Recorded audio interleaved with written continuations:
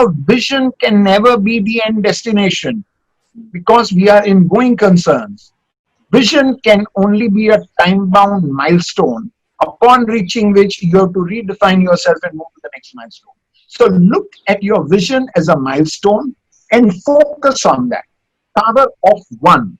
We have the pleasure of welcoming Adil Malia to our interview series. I'm Vanessa Rose from the PeopleHum team. Let's begin with just a quick introduction of PeopleHum. PeopleHum is an end-to-end, one-view, integrated human capital management automation platform, the winner of the 2019 Global Codio Award for HCM that is specifically built for crafted employee experiences and the future of work. We run the PeopleHum blog and the video channel, which receives upwards of 200,000 visitors a year and publish around 2 interviews with well-known names globally every month. And now for our guest, Adil Malia is a chief executive at the firm. He is a human resource professional with a wide range of experience in people management, change management, and leadership.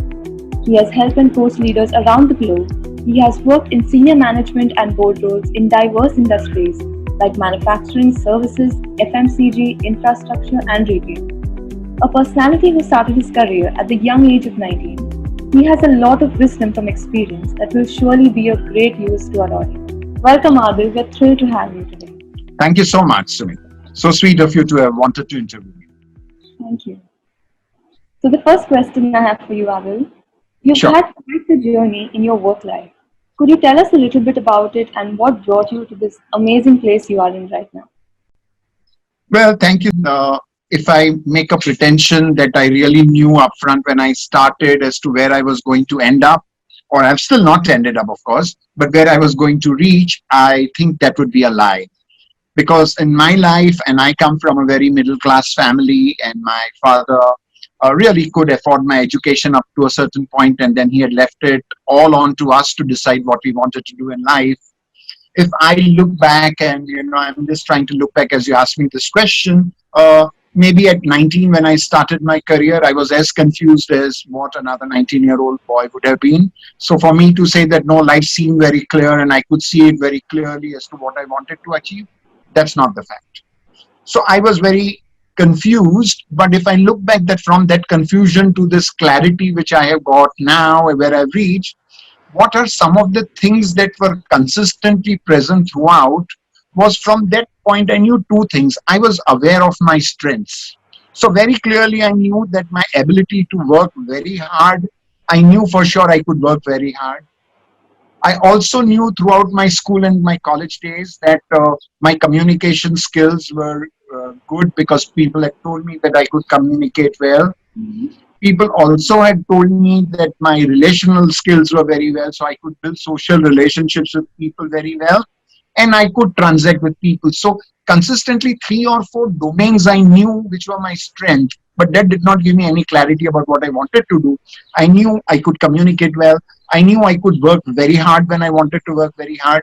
I knew I could socially interact, and I also knew that I loved working with people.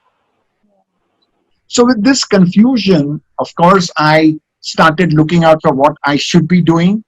I found a job as a commercial apprentice, a guy who has not done graduation. I got to work as a commercial apprentice in this company called Godrej, and I started doing my law, and then I moved into the legal department. As I moved into the legal department of Godrej, at some point of time, I was handling labor laws, and I realized that when I was working with the unions, that actually there were one too many issues that I could help the union to resolve by merely sitting together, talking to people, negotiating with them, explaining to them the reality of the situation. And if we would have given the route, or we would have decided to take the legal route, most of these problems which we found solved would ideally not have been solved. They would have gone into long drawn court cases, and I don't know, God knows when it would have got resolved. So at that point of time, I said that I wanted to do something with people, and that was not necessarily law, by which time, of course, I had done my legal graduation and I had got a rank in the university. So there was a pressure from the family to go in areas of law, but my heart and my desire was telling me that I wanted to do something with people. And therefore, I stumbled across this program at the Tata Institute, which of course I applied. I had not known of Tata Institute. I applied. I somehow was lucky that I got admitted because the admission exams are very, very tough out there in those days at least. Now also I understand so. And then I completed my program. So whilst I did begin with confusion, uh, the desire to succeed was always very there. And I would say that, you have to adopt this ability to take judgments. Things are not going to be clear at any point of time. You have to learn to take decision up to a point that you can see from the window that you are at right now or wherever you are. As far as what you can see, maybe you can take a judgmental call on that. Learn to be comfortable with the ambiguity. Keep scanning around for what are the alternatives which are in line with what you really want to do.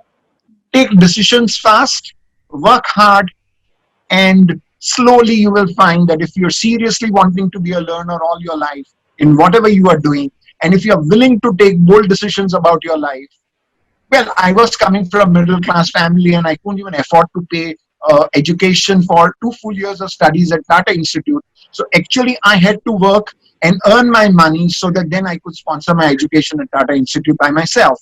So all of these things come provided you have your commitment, provided you have your passion to succeed, provided you know your strengths well and you're not scared of ambiguity. So if you really want to summarize, this is what I would say is the summary of where I am today. Does it make sense? Yes, yes, it does. That's really interesting. So you identified your strengths and you worked on it. You don't identify your strength. I think over a period of time, these strengths show their heads at some point of time or the other in your life. So I was very good in debating. I was very good in elocution. I had won the national elocution competition. So it had in a way indicated that I was able to communicate effectively in large groups of people. So these kinds of evidences of your strengths, they show up at different points of time. You need to acknowledge the presence of this and try to do something which your passion makes you do. So collect all your strengths together, identify your passion, and move in the direction of what you want to do with your passion. And I'm sure that success is something that will come and kiss you gently on your head. Yeah, that is so true. So moving on to the next question. What are the typical issues faced by organizations looking for a business turnaround or massive transformation? So, when businesses are looking for transformation, they believe that someone has got a magical wand. They are looking out for these kind of mantras where, and let me tell you, no one has got this magical dust, which early in the morning, if you sprinkle at the footsteps of the office building, abracadabra, some change will happen and transformation is going to, next day morning as you come out, the business will be transformed because you sprinkled those magical dust seeds around the company. So there are no such magical dust seeds. Transformation is an outcome, number one, of very clear commitment at the top. So the top management of the organization should be very, very clear in its mind that it wants to move to that direction. If the top management or the ownership of the enterprise is not committed or is not willing to sponsor that transformation, I promise you, you can break your head against the wall. You could work X number of extra hours to bring that transformation. You could have communicated it till your heart runs out, till your lungs run out of breath, but you will never be able to lead that transformation. So, number one, top management transformation is very critical. Number two is very important is the communication generally does not flow. Why are we changing? Why are we wanting this transformation? What is making the company move from point A to point B? Why does the company want to do things differently than what it was doing earlier? That messaging should be done consistently and continuously in the organization. Most leaders tend to leave this communication to forces of nature. They believe that there is some magical thing happening somewhere in the sky which will make the people who are undergoing change in your enterprise realize that this company is making this change for the following reasons. And ultimately, the employees don't know why the organization is changing versus the leadership is driving towards a certain goal. And this disconnect is something that will number one come in majorly in the way of executing the change that you want to bring in, and secondly will actually create an antagonistic feeling if the people who are supposed to execute the change are not themselves bought into the journey of change, and that is very important. So communication is very important. Connection is very important. People need to understand the strategy and understand their own role as to how is their role connected to the strategy of the enterprise. So unless it is connected, if you know the classical story of the bricklayer, if the bricklayer is told that he's only laying bricks, he will not really feel very connected to the journey. But when he understands, or he's made to understand, that actually he is laying bricks to build a church which is in the service of God, then his connection to the whole thing is very, very big. So it is necessary that employees who are working at the shop floor level, or employees who are working in the enterprise, or the army of the organization which is bringing the transformation, they need to be connected directly at each individual level to the larger purpose. And then they should feel extremely engaged with the journey. It should not believe that, oh, you are getting your money, you take your money and you go away. People should feel emotionally engaged with the journey, and then the transformation and the chances of that transformation succeeding is very high. Motivation has to be high. So there are too many elements which are involved in it. Most importantly, that execution of these changes to become successful, to execute that, you require a very strong a scorecard, a strong scorecard. People need to have bought into that scorecard. It is not that the top management has told them that this is what you will drive.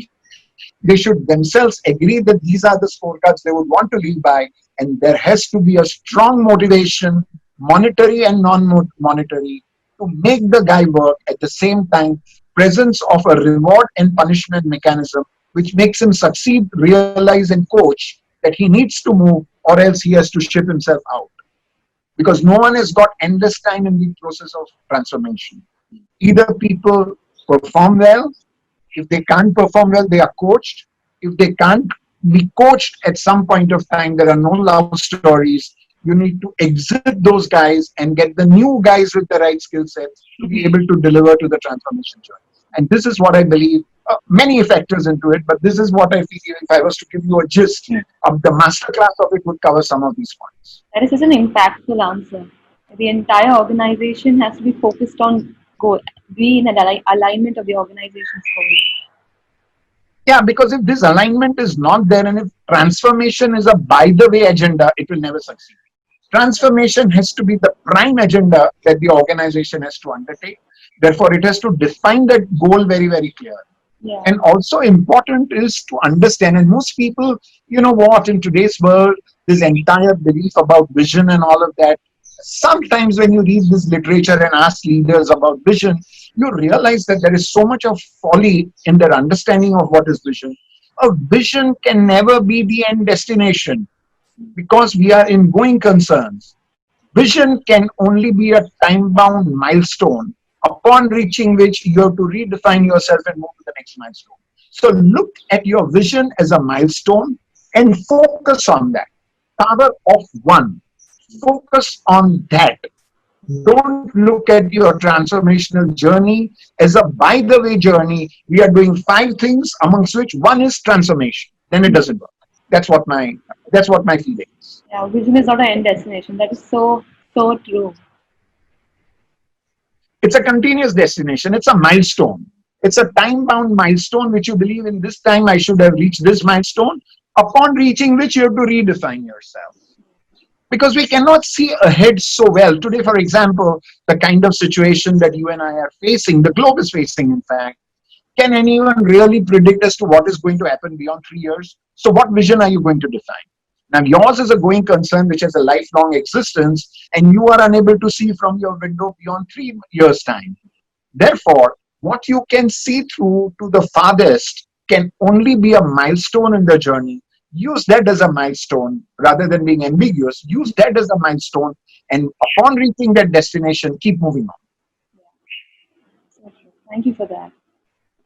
So, in your experience as a human resource professional, what are the main areas you think organizations are going wrong in having a effective employee engagement strategy?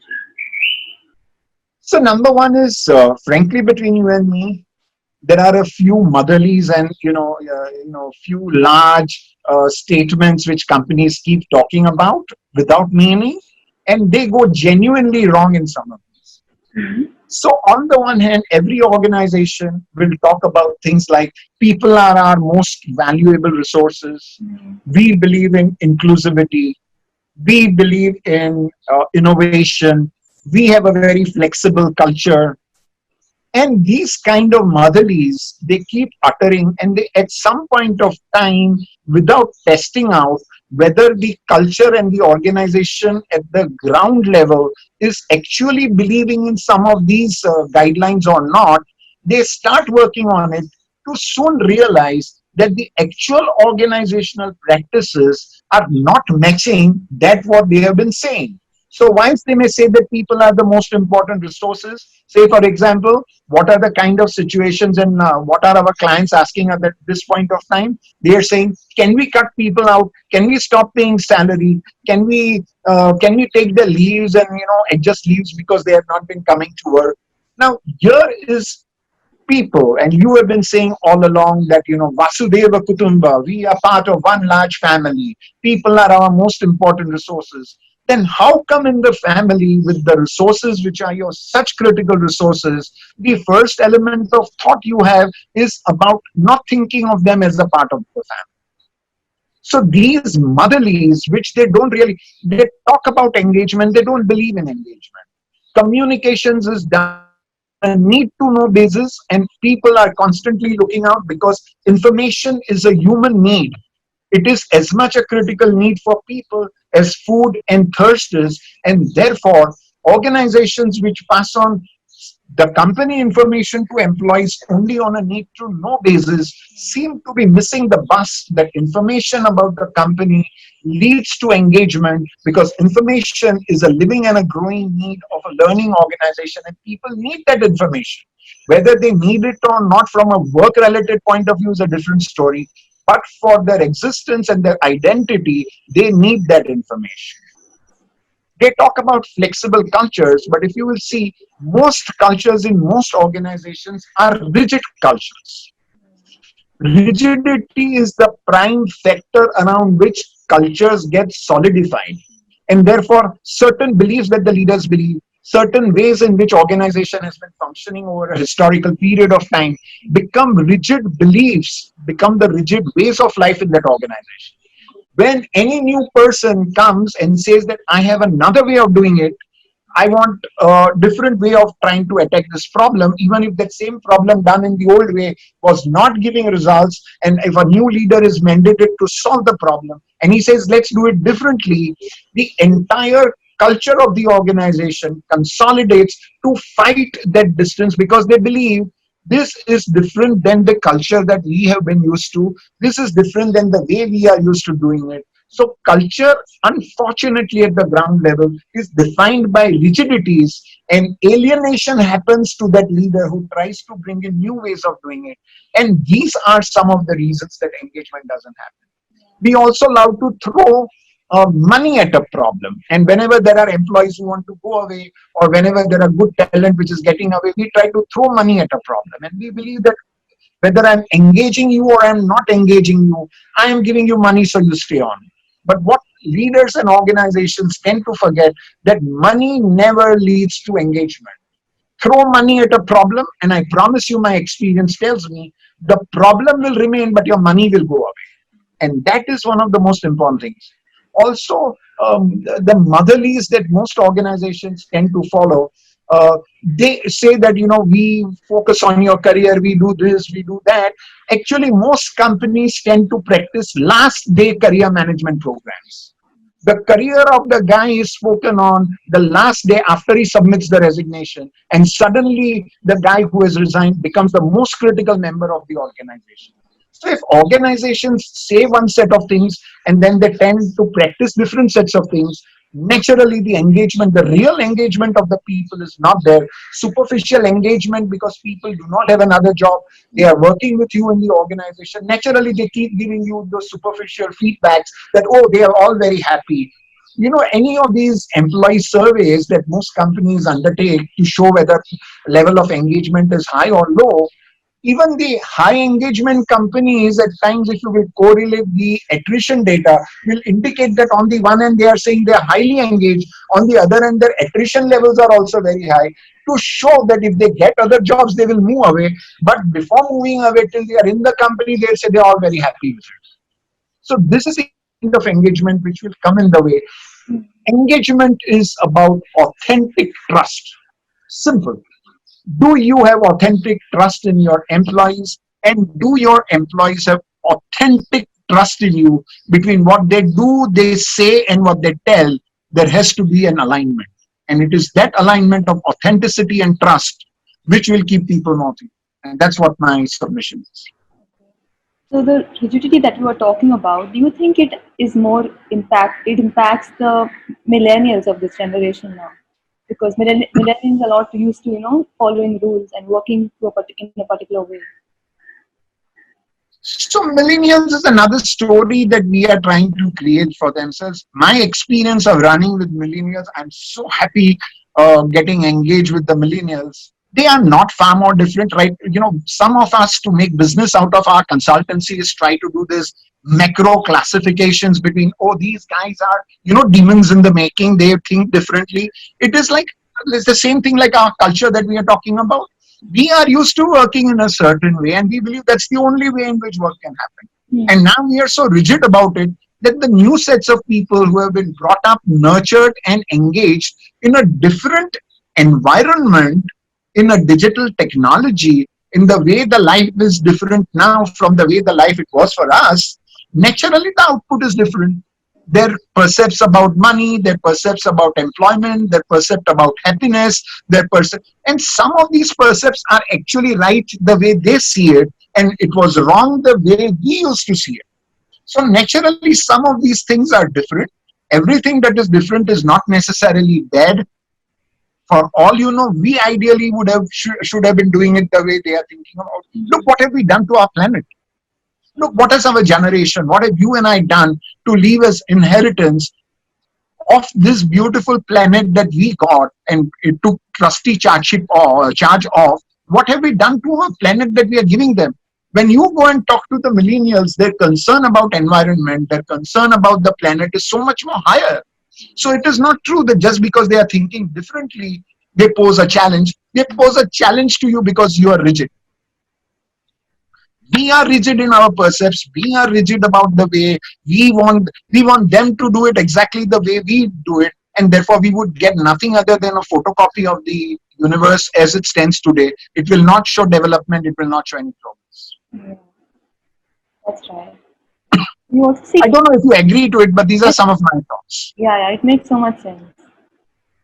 So, do you also think technology can help us in improving engagement in an organization? Technology will help in every possible way. Say, for example, today, uh, oftentimes in absence of technology, we are taking so many of our decisions on gut feel basis. All right, we do not have data right. We do not have ability to accurately measure things. We do not have ability to quickly come to a conclusion. What are the insights of our people? Technology, by virtue of its speed and ability to get into the depth, will be able to give you much more authentic data on the basis of which you would be able to plan. And therefore, technology will certainly lead to telling you where is the gap which you need to engage in far more meaningful. Mhm. And that's what I believe people should do. How do you think leaders can ensure that their feedback translates into impact? By executing it. If leaders have got opinions, if leaders have got views, if leaders believe in something, but they don't convert it into action, the impact of that speech is going to have a short lived life.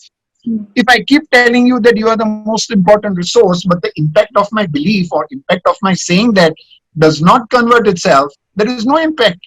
So impact is actually a measurement of the grassroots level execution of what you say and what you believe. When you execute that, where the rubber hits the road, that is where the impact is measured. So you say one thing, in fact, my experience tells me that most organizations tend to suffer from what we call organizational schizophrenia. Mm. Now, you've heard the word schizophrenia, and that much of psychology you'll be able to understand. Actually, when people say and do different things, they say one thing and they do different things, it is indicative of, in a way, a schizophrenic behavior. Organizations make these fantastic vision statements and value statements, one of which is, for example, to say we are very customer driven organization. Fantastic. You are customer responsive organization. When a poor employee comes to the HR department just to find out how many days leave balance does he have into his account, the first day he will be thrown out. Second day he will be told that the right person is not available. Third day he will be told, can you come after 12 o'clock? Boss has called us for a meeting. Then he will be told something else. Now he looks at the wall hanging which says the vision of the company is to be customer centric, and then he collates it with the experience he gets when he is at the grassroots level asking for a simple thing like his leave balance. And that is where he gets into a schizophrenic mode to say, what is our organization? Now, sequence and collection of these behaviors with a schizophrenic between what the organization says and what the organization does leads to a certain gap. And that is the gap of disengagement, which disengages people from believing what the organization is. And if people in the organization do not believe the organization, do not have trust. And as I told you, to me, engagement is all about authenticity and trust. So therefore, they say, is this organization authentic about what it is saying? Can I trust this organization? And if the behaviors are showing that no, I cannot trust them, they are not authentic about what they are saying because they are doing something totally different, then naturally people will get, and the impact will be less. Yeah. It's like they say actions speak louder than words here.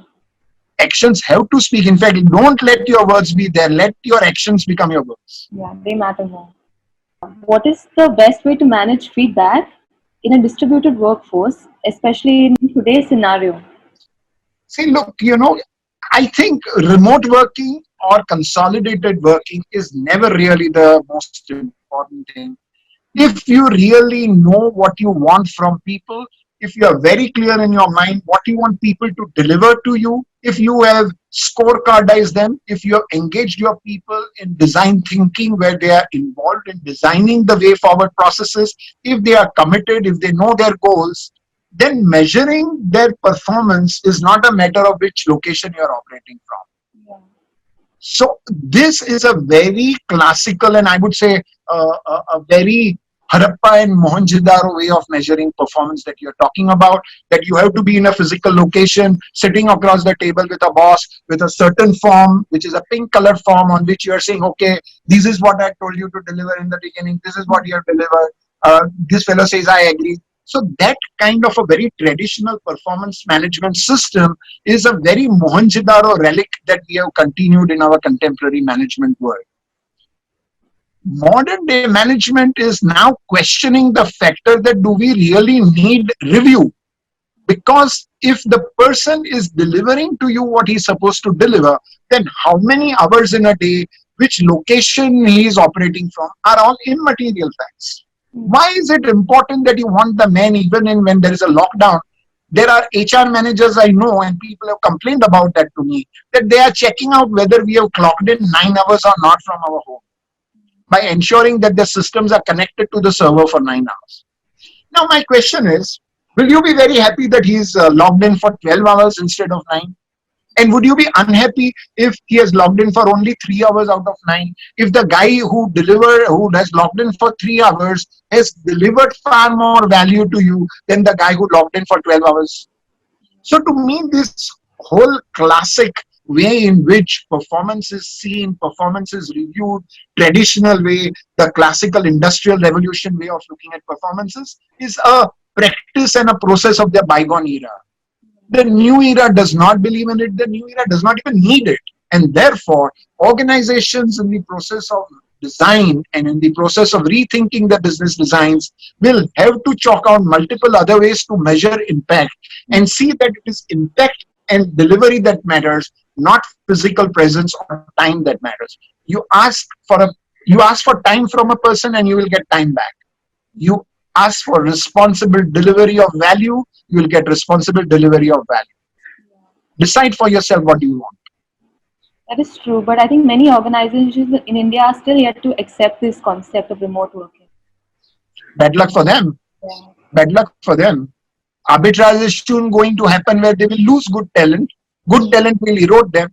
Average talent which is not getting job elsewhere, or bad talent which they have not been able to get rid of, will continue in their organizations. You can sit with them in your organizations and keep filling up those performance review forms, as many as you want. Call me to design, and I will design some 500 such Mohenjo-daro practices for you. But that will not deliver. Arbitrage happens in an organization where good talent will move out because it sees no career happening out of these kinds of traditional and old ways in which performances are measured. If you are delivering value and the organization is measuring and reviewing only time, then you as a performer will certainly not feel engaged and will believe that my career is not moving in the right direction. And therefore, arbitrage of talent is a natural outcome of these traditional practices being continued in a generation, era, and age where it has no acceptance. Yeah. And it all comes down to trust again. The employee is not feeling trusted enough. Finally, trust. Yeah. Because do I trust you with my career? I don't. Why? Because you are measuring time when I am delivering value. You are seeing things which are not good for the organization and valuing that. You are reinforcing and rewarding people who are working long number of hours, even if they are not delivering, versus punishing people who are working for lesser number of hours, even if they are delivering greater value. Now look at this dichotomy. How do I trust your organization to build my career in that situation? Yeah. You are reinforcing mediocrity. That is the problem. And it's the organization's fault. Yeah, there is no organization point. Organization leadership has to be made aware of it.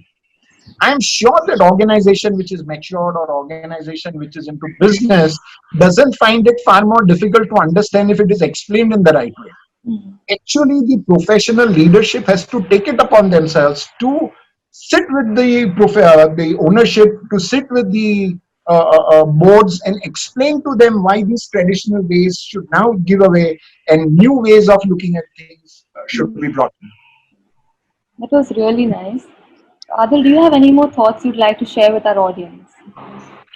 I have been in the domain for the longest period of time. You ask me any questions and I can comment on it. It is like saying that, by the way, is there something in the galaxy you would like to comment on? Well, there are No. a zillion things you don't have the time. Yeah, any specific important message you'd like to share, something like that. My most important message for all the people, and this is for the people, we are all talking about professional excellence. My message is very simple. First, learn to be a good human being. If you really want to succeed, first, learn to be a good human being.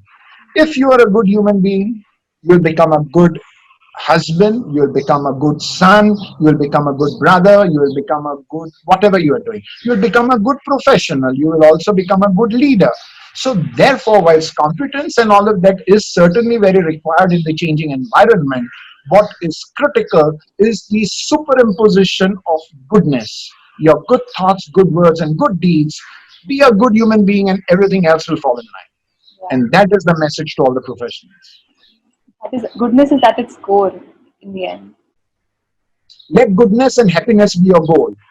Let organization go into what in OD we say organizational flourish.